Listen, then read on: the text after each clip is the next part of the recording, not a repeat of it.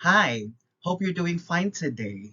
I hope this PowerPoint presentation have found you and that I hope that you would be able to learn something from this because our topic is all about the first law of thermodynamics. Thermodynamics is a broader term which refers to the study of energy and its transformations. In chemistry, we have a specific subcategory under thermodynamics, and that is what we call thermochemistry. Now, thermochemistry is the subdiscipline involving chemical reactions and energy changes.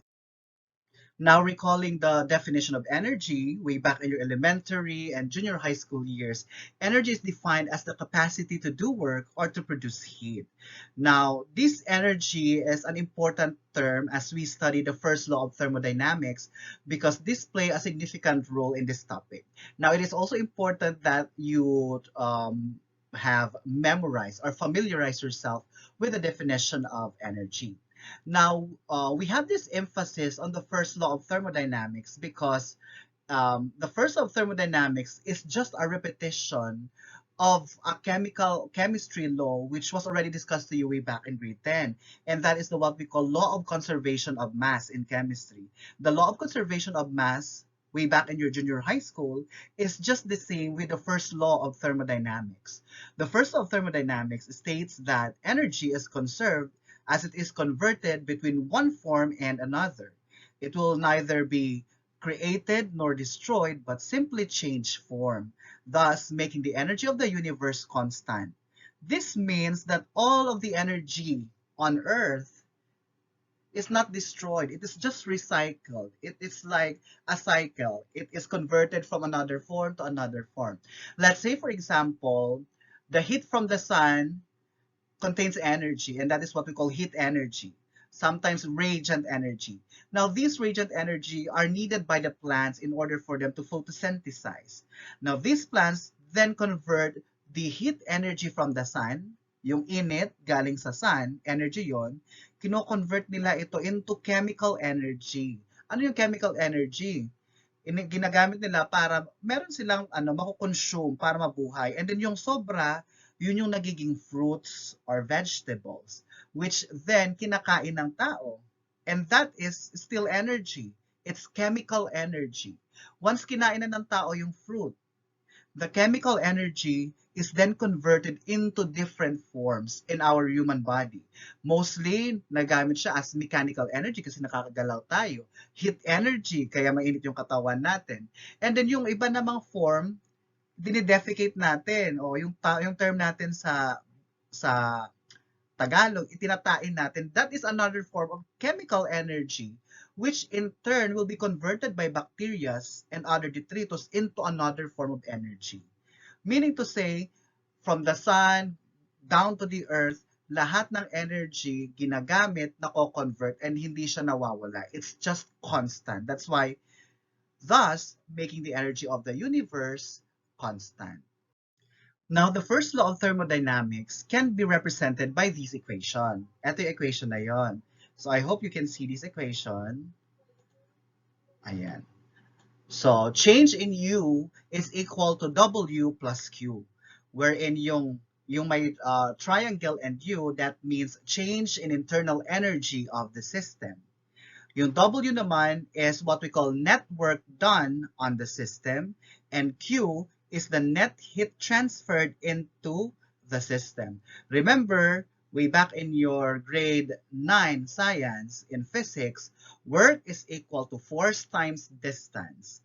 So that is the basis. So parang pinaghalo-halo na rin siyang formula. So hindi na siya yung basic formula tulad ng junior high school kayo. In the senior high school, ganyan-ganyan na din. Pero it simply means that the change in internal energy of the system is attributed to the net work done on the system and also to the net heat transferred into the system. So, ito yung explanation na. So, positive heat, Q, adds energy to the system. And positive work, W, adds energy to the system. Therefore, the first law takes the form of the above equation. Ito na, sabi niya, yung first law of thermodynamics, ganito lang naman is simplify or ganito siya is symbolize. It simply says that you can add to the internal energy by heating a system or doing work on the system. So kanina, while we are having the online classes, so I asked the class if they know what is the meaning of a system.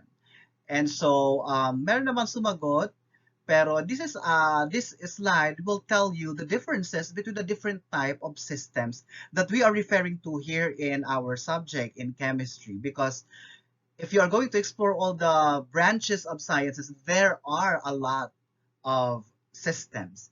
And when we say system in chemistry, these things or this thing is referring to these three. We have an open system. Ito yung open system. We have the closed system, and we also have the isolated system. When we say open system, as you can see, say for example, this is a beaker, meron kang substance sa loob ng beaker mo, ayang medyo color light blue-green, something like that. When you have an open system, matter and energy, there is a free exchange of matter and energy. Pwedeng makapasok yung matter, pwede rin makalabas, pati yung energy pwedeng makapasok, pwede rin makalabas. Now, when we say closed system, yung yung test tube mo, linagyan mo ngayon ng cover. Ayan, kaya may cover na. So, what is the difference between the open and closed? Sa closed system, ang nakakapasok lang, ayan, energy. Nakakapasok pa din dyan ng energy kahit yan salamin. Makakapasok at makakalabas pa rin ng energy. Pero yung matter, hindi na siya makakapasok dyan. The third type of system is what we call isolated system. This one is different kasi yung test tube mo, meron ng nakapaligid na bagay. And that means walang makakapasok na matter kasi may cover na, wala na ring makakapasok na energy. And that makes the difference. Now, let's try to apply this in our real life situation. Ganito yon. Mahilig tayong uminom ng malamig na tubig. So say for example, galing sa refrigerator niyo, kumuha kayo ng tubig, isinalin ninyo sa baso. No, isinalin niyo sa baso yung tubig na malamig, hinayaan niyo lang yung baso for 1 hour doon sa lamesa. So mapapansin mo yung baso, yung tubig sa baso, hindi na siya malamig katulad ng dati. Parang ordinary tap water na lang siya. And then makita mo, ay, agko nga talbo, nabutangan nga talbo ding tubig. Kasi, what you have done is an open system. Free nakakapasok ang energy. Meaning to say, may transfer ng energy, kaya hindi na siya malamig. Nabutangan talbo, paunong uda sa kubso baso. So that is an example of an open system.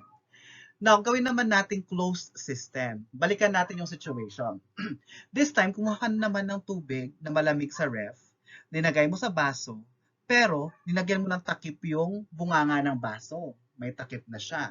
After 1 hour, gusto mo na siyang inumin. Kaso, the problem, hindi na siya malamig. Kasi, hinayaan mo siya doon for 1 hour. Pero the good thing is, uda nakaloob na talbo. Pwede mo pa siyang inumon, tamalinig pa siya. Pero hindi na siya malamig kasi it is only a closed system. Hindi lang nakakapasok yung matter, pero yung energy, pwede pa rin nag-exchange. This is also different from an isolated system. Say for example, meron kang thermos sa bahay nyo. Meron thermos. Yung thermos, hindi lang naman siya sa mainit na tubig. Pwede rin siya sa malamig na tubig. Now, the same scenario. Kumuha ka ng malamig na tubig sa ref, linagay mo sa thermos. Sinakbal mo to thermos, and then after 1 hour, gusto mo na siyang inumin. And then after 1 hour, ininom mo siya, yung maganda doon, wala, o daso talbo, maagno pananggan. And that is what we call an isolated system. Now, that is the difference between the three types of system, the open, the closed, and the isolated system.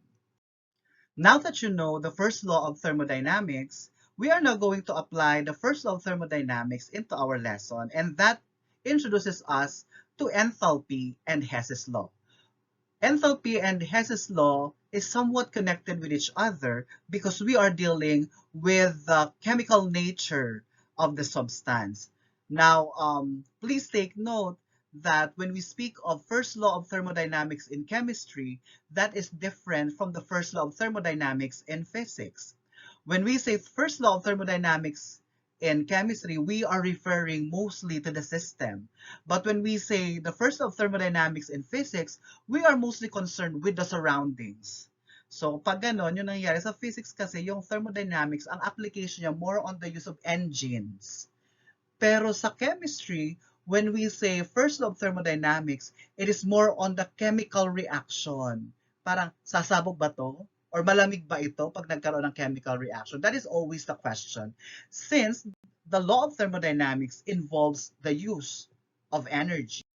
So I have included this GIF into our PowerPoint presentation. I'd like you to see it very quickly. Ayan. Merong explosion na nangyari in this short clip because they were not able to compute or to predict ano kaya yung amount of energy na mapoproduce ng chemical reaction ng ganyan. O, see? They did not expect what will happen. And so this is one way of showing you the importance of enthalpy in our lesson. Although makikita nyo, ano yan, puro lang chemical reaction, puro lang naman computation, but it plays a very significant role in chemical reaction, just like this one.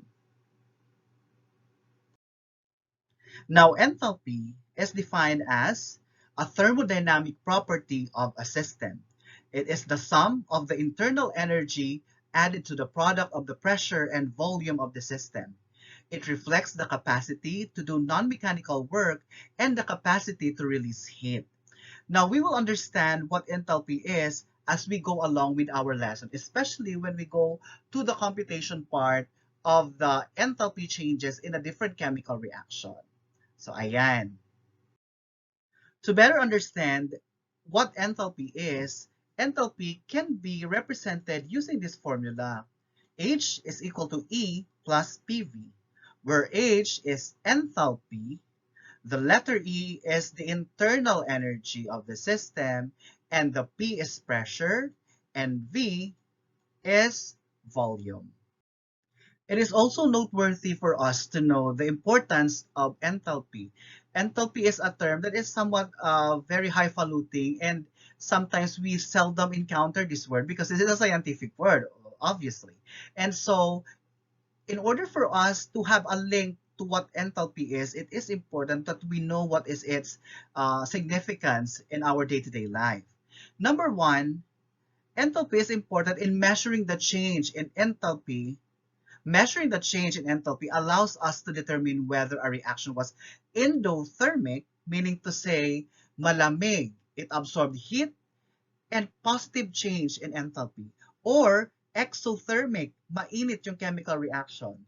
It releases heat and a negative change in enthalpy. Number two, it is used to calculate the heat of reaction of a chemical process.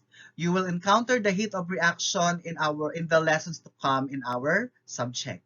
Number three, change in enthalpy is used to measure heat flow in calorimetry. And number four, it is measured to evaluate a throttling process or Joule-Thomson expansion, which is actually very related to physics. Number five, enthalpy is used to calculate minimum power for a compressor. Again, this is connected with physics. Number six, enthalpy change occurs during a change in the state of matter. This is very related to chemistry. Now, enthalpy is observed whenever there is a change of ice to water and water to water vapor. And then number seven, the last, there are many other applications of enthalpy in thermal engineering.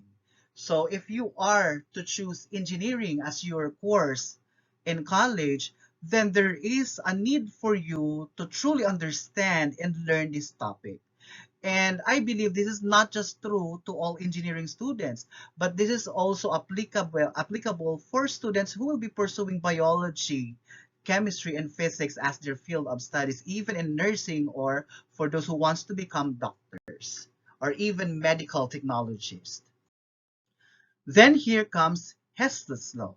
When we say Hess's law, it is defined as the enthalpy change of a physical or chemical process, meaning to say it is independent of the pathway of the process and the number of intermediate steps in the process. So kung ito yung sinimulan ng chemical reaction, lumiko siya, bumaba pa siya, pumasok pa sa tent, lumabas pa sa tent, when we compute for the enthalpy change, we are only referring to the start to the finish. So ganyan yung tinutukoy ni Hess law. And we will discover Hess law as we go further with our lesson for today. Hess's law allows you to determine the energy of chemical reaction without directly measuring it. Meaning to say, you don't need to use any other device in order for you to measure the change in enthalpy of a system. You just have to compute, you'll be able to get the result. Now, the enthalpy change of a chemical process is equal to the sum of the enthalpy changes of all the individual steps that make up the process. Now, this one is pertaining to chemical reaction. A certain chemical reaction does not just proceed directly. There are some chemical reaction that needs some chemicals in order to proceed with the next step. In the enthalpy change, according to this one, it sums up everything, every changes that happen in the chemical reaction. And you will see this in the examples I will be giving you a little later. Now, in order for us to understand what Hess's law, um, what Hess's law's steps, in order for us to solve the change in enthalpy of a system, we need to follow this. Ito yun, ito yun.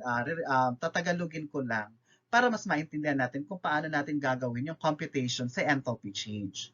So this AB plus C is an example of an equation, although it does not give you the chemical, pero it's just a representation of a chemical equation. So this is equation number 1. I'm underlining the equation number 1. Equation number 1 says A plus B will yield letter C. Now, the enthalpy change for this equation is 100 joules. Let's have equation number 2. For equation number 2, we have C plus D yields letter E. Now, the enthalpy change for equation number 2 is 200 joules. And then, number 3 equation is the main equation. This is actually the main equation. And this is what you are looking for in the problem. A plus B plus D yields E. The change in enthalpy is 300 joules. O may sagot na. Now, how do you compute this 300 joules? You will start first with the main chemical equation. Ito. This is given in the problem.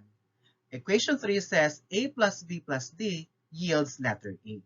Yan yung pinaka-main chemical equation mo dyan. Ngayon, itong dalawa, itong equation 1 and equation 2, given na din ito sa problem usually. So, nag-given na rin ito, given na rin yan sa problem. So, dito may babase yung computation mo para dito sa number 3 equation. So, let's start. Dito sa third equation, meron siyang letter A. Meron din siyang letter B. Meron din siyang letter D. Meron din siyang letter E. Now, you are going to take a look at this in the first equation. Dito sa first equation, meron siyang A, meron siyang B. Yung letter C, nauulit. So, you will disregard letter C. Then, you focus on letter A and B only. Yung letter A and B ba, nasa reactant side? Yes, it's on the reactant side, kaya nga may plus sign. And then yung C naman is on the product side. So we are going to compare this with the main equation. These are all in the reactant side. Yung A and B ba nasa reactant side din? The answer is yes, kasi nandyan siya. So hindi mo na yung gagalawin as is na yung 100 joule. Let's go to the second equation. Tingnan natin yung letter C, disregarded na siya kasi nasa ano lang siya, nadoble na siya. So letter D naman, nasa reactant side din siya. Then yung letter D dito, nasa reactant side din. Yung letter E dito, nasa product side. Yung letter E dito, nasa product side din. Meaning to say, wala ka nang gagalawin sa 200 joules. Since na-check mo na yon, you are going to add the equation. So A, ayan, A. Then B plus B plus D. Kasi kinancel mo na ang letter C, wala na siya. Kasi product side, reactant side, cancel, cancel. Kaya plus D yields letter E. Now, parehas na siya doon sa hinahandle mong equation. So, what you are going to do is just to simply add 100 joules plus 200 joules. The change in enthalpy is 300 joules. Yung first example na binigay ko sa inyo is very simple. Inad niya lang lahat yung mga hits, ano yan, enthalpy change ng mga equation. But then there are still other rules to follow if hindi siya nagsaswak doon sa original chemical equation. Dito tayo sa first one. We have here the chemical equation A plus B yields letter C. And the heat and the change in enthalpy is 100 joules. Now, there are some things you need to know in order for you to follow the original chemical formula. Yung number one, halimbawa yung original chemical formula, merong A, pero yung nakalagay doon sa A, hindi lang A. Meron siyang 2A. So, paano na yun? Ay, hindi pala pares yun, may ito A lang. So, what you need to do is, pwede mo siyang i-multiply into 2. I-multiply mo sa 2 yung chemical reaction na ito. If you are going to multiply this into 2, 2A, so magiging 2A plus magiging 2B yields 2C. Katulad nitong equation number 2. So this is equation number 1. So, ganyan yung magiging result niya once minultiply niya yung original equation sa 2. And what will happen to the change in enthalpy? I-multiply mo rin siya into 2. Kaya yung 100 nyo times 2 magiging 200 joules. Hindi siya katulad ng math na multiply by itself. Ilagay ko lang siya dyan para i-multiply nyo siya 2. So, the result would be 200 joules. Tama po. So, I hope naintindihan yon. Okay, let's have the second rule in Hess's law. The second rule in Hess's law is this one. Sabi naman dito sa second rule of Hess's law, may lumalabas na equation na 1/2. Ay ala, bakit ngayon may 1/2? Kasi baka yung original equation may nakalagay na 1/2. So, pwede mo rin siyang i-multiply into 1/2.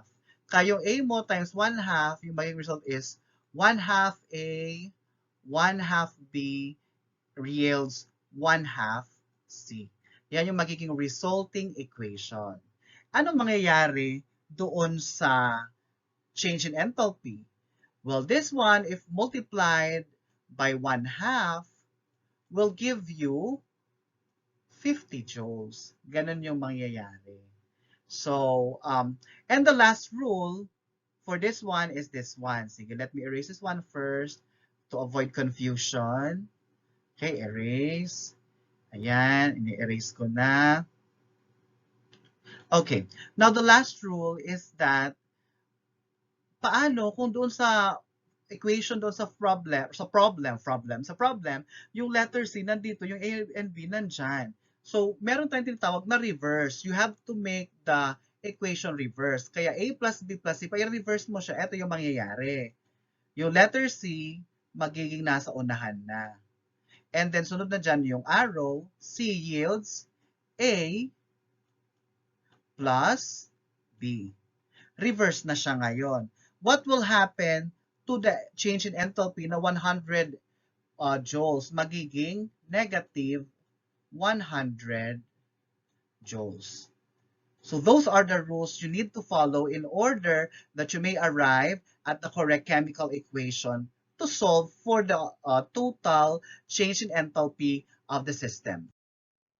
Now let's take a look at this example. So we have 2A plus 2B yields 2C, and the change in enthalpy of the system is 300 joules. The second equation is E yields C plus D, and the change in enthalpy is negative 400 joules. Now, the main equation is this one. Sabi ng main equation is A plus B plus D yields E. Now, the problem is, what is the change in enthalpy of this chemical equation using the given equation above it?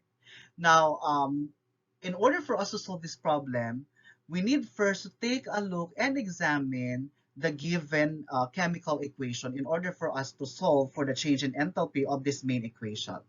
Now, we will be using this main equation and we are going to compare it to the first and second equation. Lagyan ko itong number 1. Number 1 is the first equation. Number 2 is the second equation. So let's start with the first equation. The first equation is 2a plus 2b plus 2c. The main equation is a plus b plus d yields to e. Walang number 2. Hindi nakalagay yung mga number of moles. So what we need to do with equation number 1 is to multiply it by 1/2. Multiplying this by 1/2 will yield us with the following equation. So 2a times 1/2 will give us a plus b yields c. Ayan, kaparehas na siya. A plus b. Let's go to the second equation. Yung sa second equation naman, hindi pa tayo tapos. Ilalagay muna natin yung change in enthalpy na 300 joules. Since na-multiply tayo ng 1/2 dyan, we are also going to multiply 300 joules by 1/2. So multiplying 300 joules with 1/2 leads us to 150 joules. Okay, so let's go now to the second equation. Yung second equation is E yields C plus D. Yung letter E dito, nasa reactant side. Yung letter E dito, nasa product side. Yung letter D dito, nasa product side. Yung letter D dito, nasa reactant side. So meaning to say, hindi natin kailangan i-multiply sa 2 or i-multiply sa 1/2. We go to the next part. I-reverse natin yung chemical reaction. So ilalagay natin dito the reverse one, which is C plus D will yield letter E. Ayan. Sana intindihan niyo yung sulat niyo. Ang hirap magsulat gamit yung mouse. Okay. Since we have a reverse reaction, i-reverse din natin yung negative 400 joules. And that gives us positive 400 joules. Ayan. Positive 400 joules na po siya. And so, let us now check kung tama itong formula natin. I-check na natin. Now, gagamitin pa rin natin itong main formula para meron tayong basis for comparison. So, let's compare first the two equation. Yung letter C, pareha siya nag-exist sa dalawang equation. So, pwede na natin siyang i-cancel kasi nasa reactant and product side naman siya. Yung A, wala naman dito. Yung B, wala naman. Yung D, yung wala naman. And so, by that, we can now add the equation. So, let's add the equation. A plus B plus D will yield letter E. Ito bang equation na ito? Parehas na ng equation na ito. And if parehas na sila, meaning to say, tama na yung pagkakakuha mo. So you can now add these two. So if we are going to add 150 plus positive 400, the result would be 550 joules. Now, we will compare this to the answer on the next slide. Ayan, so kanina, kinonpute natin doon sa previous slide, 550 yung nakuha natin. Tingnan natin kung tama yung ginawa natin. O, yung ginawa dito, minultiply siya sa 1/2. Kaya yung naging result is A plus B, C. Yung 300 joules, naging 150 joules na lang. Yung second equation naman, reverse o may letter R. Kaya naging C plus D yields E. Reverse yung negative naging positive na. Kinancel na yung C, kaya A plus D yields letter E. The answer is 550. So tama yung na-compute natin doon sa previous slide. Ngayong alam na natin kung paano mag-solve ng enthalpy using Hess law, kinuha ko yung example doon sa module ninyo previously, yung naibalik nyo ng mga answer sheets. Galing yan doon sa module na ito. Now, we will be using this problem in order for us to understand the application of Hess law into real chemical equation. Sige, sabi ito sa problem, example 3.4.1, find the enthalpy change for the reaction CS2 in liquid form plus 3O2 gaseous form will yield CO2 in gaseous form plus 2SO2 in gaseous form. When C plus O2 yields CO2, the change in enthalpy is negative 393.5. S plus O2, SO2, the change in the heat of formation is negative 296.8. And the last one is C plus 2S yields CS2, which is 87.9 kilojoule. So we shall start by analyzing our problem. So ito yung main chemical formula. Dito tayo magbe-base ng lahat ng gagawin natin dito sa iba-ibang formula. Sige, simulan natin dito sa first equation. So first equation, yung letter C, present dito, pero present din siya sa third equation. Yung letter O, present siya sa first equation, present din siya sa second equation. So yung priority natin dito is yung CO2. Yung CO2 ba na nandito, parehas ba ng CO2 na nandito? If yes, tama yung sagot mo kasi parehas. So let's go now to the second equation. Sa second equation naman, since yung O nag-exist parehas sa equation 1 and 2, we will disregard that. And then yung S naman nag-exist sa equation 2 and 3, we will also disregard that. So our focus for equation number 2 is SO2. Yung SO2 ba dito, parehas ng SO2 doon sa taas? Yes or no?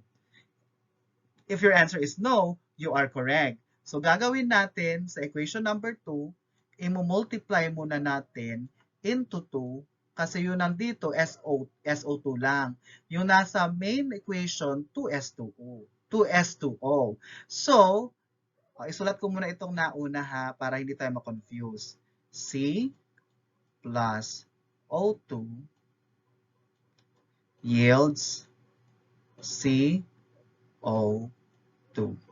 And so we will be using the same enthalpy change number, negative 393.5. Yung second equation naman, sabi ko kanina, is we are going to multiply it by 2. And so, the resulting equation would be 2S plus 2O2 will yield 2SO2. Hindi yan 250 ha. 2SO2 po yan. Please bear with my writing kasi ang hirap gumalaw ng mouse nagsusulat dito sa PowerPoint presentation. And so since we multiply natin siya sa 2, ang mangyayari naman natin dito sa enthalpy change, i-multiply din natin sa 2. So kinukuha ko yung calculator ko para i-multiply ko siya sa 2. So negative 296.8 times 2, the result is negative 593.6. Okay, dito tayo sa last equation.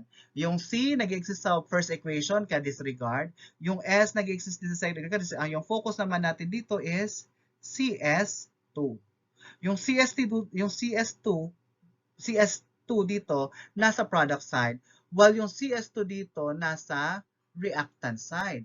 So ang gagawin naman natin dito sa third equation is we are going to reverse. Lagyan natin ng R. Reverse. So kung i-reverse natin yan, we are also going to reverse the enthalpy change. So eto na, gagawin na natin CS2 plus, ayan na, C plus 2S. This will then teka. CS, hindi ito plus. Teka, naguluhan ako. Sorry. Ang sign nito is CS2 yields C plus 2S. Okay, wala na ito. So, ilalagay na lang natin yung enthalpy change number. Yung enthalpy change number niya will be the reverse also. So, kung positive siya, magiging negative 87.9 na lang. 87.9. Hindi na ilalagay yung point. 0.9. Now, we need to cancel similar elements kung nakalagay siya sa reactant and product side. So, tingnan na natin. So, dito, meron ditong O2, pero yung O2 parehas siya nasa reactant side. So, hindi mo siya pwedeng makancel. So, maghanap tayo ng pwedeng makancel. Yung C dito nasa reactant side. Yung C dito nasa product side. So, pwede siya i-cancel. Yung ano naman dito, sulfur, 2S, nasa reactant side. Yung 2S naman dito, nasa product side. So, parang wala tayong makakancel ngayon. Kailangan na nating i-add yung equation. Wala na akong masusulatan. Dito ko na lang sa taas isulat. So, let's start with this one, CS2. CS2 plus, ano pa yung mga natira dyan sa reactant side? Meron tayong O2. 2O2 plus 1O2 is equal to 3O2. Ayan. So, dito na tayo ngayon sa product side. Yung natira sa product side naman, we have, ayan, we have CO2 plus 2SO2. 2SO2. Ngayon, let's check kung parehas. Ito bang nakuha nating chemical equation, parehas ba sa chemical equation na binigay sa given? Tingnan natin, CS2, CS2, 3O2, 3O2, CO2, CO2, 2S. O parehas, meaning to say, tama yung nakuha natin. So we are now ready to compute for the change in enthalpy of the equation, yung mahabang equation. Malalaman na natin ngayon ang sagot sa change in enthalpy, itong pagkahaba-habang chemical reaction. So we are going to add this one. Using your calculator, we are going to add negative 393.5 plus negative 593.6, ay 6 or 8? 8. 8. Tama ba? Oh, it's 6. Sorry, it's 6. 6 plus negative 87.9. I-add mo lang siya lahat. The result is 112.2 kilojoule per mole. Yan na po yung enthalpy change ng chemical reaction. So, hindi siya negative. It's positive. Meaning to say, ano siya, endothermic or exothermic? Balikan niyo yung previous slide para malaman niyo. Now, this time, we have another problem. So, according to the problem, calculate the change in enthalpy for the reaction C2H4 plus H2 yields C2H6 from the following data. Ito yung pagbabasehan nyo. C2H4 plus 3O2 yields 2CO2 plus 2H2. The enthalpy change is negative 1,411. We also have equation number 2, C2H6 plus 7 over 2O2 yields 2CO2 plus 3H2O. The change in enthalpy is negative 1,560 kilojoule per mole. And the last one is H2 plus 1 half O2 yields H2O. The change in enthalpy is negative 285.8 kilojoule per mole. Now, I'd like you to compute this using the previous example. And then, bago nyo i-move sa next slide, siguraduhin nyo na nasagutan nyo. Huwag nyo lokohin yung sarili nyo kasi hindi naman ito graded. This is for you to understand the lesson. So, take some time to solve this problem. And then, once tapos mo nang i-solve yung problem, saka mo i-click yung next slide. Na-solve mo na ba yung problem? O baka hindi pa naman tapos, balik ka muna doon. Pero if tapos na, ayan, nasa screen na yung sagot. Tingnan mo yung sagot. Were you able to get the same answer? If you are able to get the same answer, meaning to say, you're way to go na para sa quiz kasi magaling na. So that is the answer in our problem. The final answer is negative 137 kilojoule per mole. And this should be the final equation na na-compute mo based from these. Alam ko din na naguguluhan ka pa, kaya nagbigay pa ako ng ikalawang example. This second example goes this way. Calculate the change in enthalpy for the reaction 4NH3 plus 5O2 yields 4NO plus 6H2O from the following data. N2 plus O2 yields 2NO, which has the enthalpy change of 180.5 kilojoule. N2 plus 3H2 yields 2NH3, which has an enthalpy change of negative 91.8 kilojoule per mole. And the last one is 2H2 plus O2 yields 2H2O, which has an enthalpy change of negative 483.6 kilojoule. Again, do not go to the next slide. Compute first. Computein mo muna. Mag-try ka muna bago mo alamin yung sagot. Kasi sayang ng time. Sayang ng chance mo na matuto kung aalamin mo kaagad yung sagot. Now, if you have tried several times, siguro kung hindi mo pa nakukuha, maybe it's time to click the next slide. Nandito ka na sa slide na to kasi ina-expect ko na tapos mo nang ma-solve and feeling mo nakuha mo na yung sagot. Or maraming beses ka na nagtatry pero hindi ka confident sa sagot mo kaya gusto mo na pumunta dito sa slide na ito. So either of the two, okay lang naman as long as you're on the right track of studying the Hess law. So if you are here and you are able to compute the enthalpy change of negative 1,628 kilojoule per mole, tama yung sagot mo. And I hope, based from this, you'll be able to learn the first law of thermodynamics in the application of enthalpy as used in the Hess law. So I guess this is the last slide, class. Wala akong pa-thank you sa last. So sasabihin ko na thank you so much for listening. I hope you have learned something today. And sana kayanin pa natin sa mga susunod na araw. So I have recorded this in order for you to understand the lesson very well. So kung makaka-attend kayo ng online class, you can ask me your questions directly para may explain ka agad natin. Pero kung hindi talaga kaya, I will try my best to record the lesson. Okay po? Okay, so let's call this a day. Thank you so much. God bless and always keep safe.